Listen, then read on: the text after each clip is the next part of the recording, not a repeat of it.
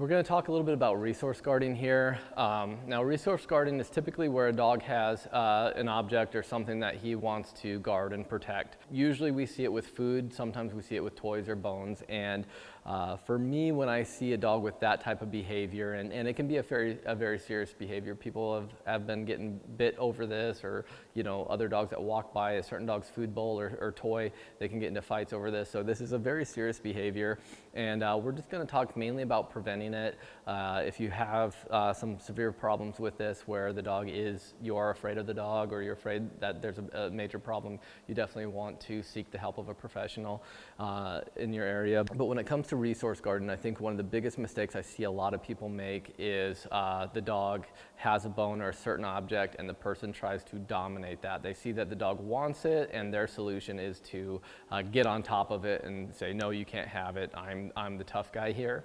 And for me, that just kind of adds to that problem. The dog is already afraid that you're going to take something away, which is why he's guarding it, and to sit here and get confrontational with the dog just makes that behavior worse. So what I want to do is, if I suspect my dog of resource guarding, if I have any thoughts about it, if I'm worried about it, I typically start with the food, and usually I feed the dog from hand. So when I get a dog that comes in and I notice that when I walk by his food bowl, he kind of guards it a little bit or anything like that, I typically just start with by hand.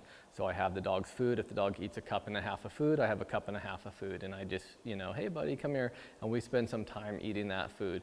I can do some obedience with that kibble when I'm working with the dog, but I want to just spend some time, and I want to let the dog know, like, hey buddy, I'm going to give you your food. There's nothing to be afraid of, defensive about here. Like, everything's cool. We're going to just hang out and eat some food. Once the dog gets comfortable with that, and I feel the dog's done pretty well, it's typically like a 3 or 4 day deal.